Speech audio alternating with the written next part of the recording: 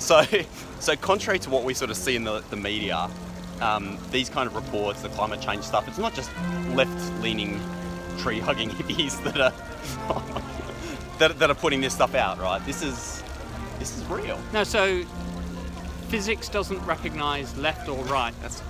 If you jump off a cliff and shout, "I don't believe in gravity," it has absolutely no impact on what happens to you when you hit the ground. You can deny climate change, you can say climate change is wrong. That doesn't actually change whether climate science is right or not. It's true. So your fundamental problem if you don't believe in climate change is the evidence doesn't agree with you. As someone said, you can have your own views, but you can't disagree with the facts when the facts are clear and unambiguous from the science.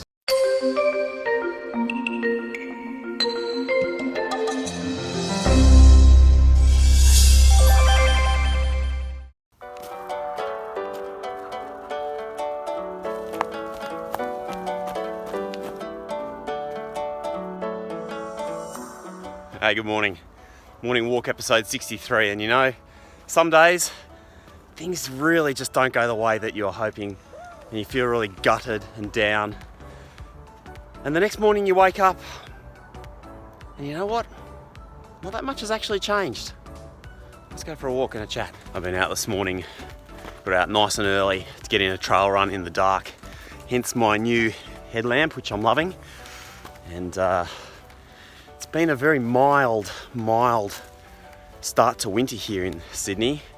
It's still like 15, 16 degrees getting up in the morning, which is really unusual for this time of year. Normally by now we're kind of down into single digits or just around 10 or 12. So it's definitely like 3 or 4 degrees warmer than normal. Anyway, beautiful morning out there. Crisp, dark, Pixie running through the dark as well. It's very cool. Well, yesterday was the Australian federal election, and I must admit, I've been a swinging voter throughout my life. I've voted both sides of politics, major sides and independents, and minor parties too. And I was hoping for a change of government yesterday. I was actually pretty gutted that there wasn't. And my biggest issue of importance right now is climate change. I know there's a lot of people out there who don't think that it's real or think it's overblown, but I did my undergraduate degree in atmospheric science, and I can tell you the data out there is pretty damn scary.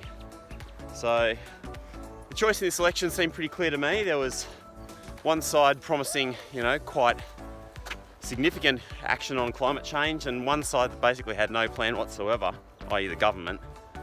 And I was hoping that the opposition would be elected just so we could get some movement on this really critical issue. It wasn't to be.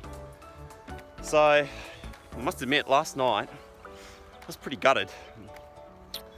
And then this kind of funny thing happened this morning. I woke up and looked out at this beautiful day, and I realised that, well, the government that was up for re-election is still the government today. And actually, nothing has changed. Like, yesterday I was in a good mood, and nothing has changed. So why should I not be in a good mood today? It's got a bit weird, isn't it? Oh, now this is pretty cool. This is actually a Australian local plant called Xanthorrhoea. Basically, like these big shafts that grow up have these seed pods on the top, and there's another one over there. These are actually what the local indigenous people used to use for spears way back when. They kind of grow out and they flower, and the birds absolutely love them. And then once they dry out, actually perfect for making spears with. You see that mountain bikers have been coming through on this trail. Not really supposed to. Lots of good trails in this area. And this is one they're not supposed to be on. Naughty, naughty. I think very often we see ourselves as kind of being powerless as victims. And this is a kind of classic example, right? I mean, I could be upset for weeks about the fact that there hasn't been a change of government. But that's kind of like admitting that there's nothing that I can do about, the main issue or issues that are actually important to me. And, I don't think that's true at all. You can always do something. You can always advocate and make noise and try to persuade people you know, to take actions on the issues that you find important. You're never just a victim that's sitting there that can't actually take any sort of action. And I guess I kind of realised that, you know, there has been no change. So why should I be waking up today feeling any different than I was when I woke up yesterday? You know, it's kind of like I was prepared to pass my responsibility to advocate for an issue that's important to me, to advocate for climate change action. You know, I was prepared to pass that responsibility off onto, you know, a potential future government. And like, that's just wrong.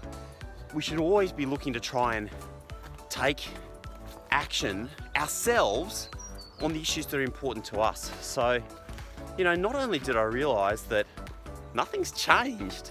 Today, the world is exactly the same as it was yesterday, more or less.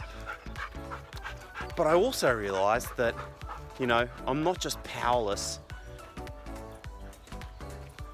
at the whim of the elected people of today on the issues that are important to me. I do have the choice to actually take some action. And you know what? That's what today's video is about. You know, climate change is an absolute real phenomenon. The scientific data is absolutely unequivocal. You know, we've now got not like a few years, but we've got decades of research that tackle this issue from all sorts of different angles. And so if you're a little bit skeptical about whether climate change is real and we should be doing something about it as humans, what I'd highly recommend you do is to search on the internet for IPCC, which is the Intergovernmental Panel on Climate Change, and they put out a really fantastic, easy to read document with all of the unequivocal scientific evidence on how we know that this climate change stuff is real and some of the things that humanity needs to be thinking about to try and mitigate against it. Because honestly, it's everybody's responsibility, you know, whether it's from choosing to drive an electric car or put solar panels on your roof if you can, through to walking more, consuming less meat, because agriculture burns up a lot of, creates a lot of greenhouse gases. You know, these are all things that are within our control as individuals. Something that happened yesterday ruined today, because that would be the greatest shame of all. Anyway, whatever you're getting up to today, I hope it is a really good one. I'll see you next time on the morning walk. Thanks for joining me. Alright, so this is just too funny because literally this morning I was talking about importance of climate change, IPCC. Today at Government House, this is Andy Pittman, one of my old professors from university, receiving an Order of Australia, which is like the biggest deal pretty much in the country that you can get as a community award. Congratulations. Thank you very much. And this morning I was talking about the IPCC report. You kind of like helped write and edit that. Yep, I was a lead author on 2 reports and review editor on 1. Which is a big deal. So just tell me, how much, for those people who don't understand, let's not talk about what the report is, but how much science is behind that single document? So what happens is you get a bunch of authors together and they are expert in their field, and they go over all of the science that's been published in the preceding 5 or 7 years, and they assess it.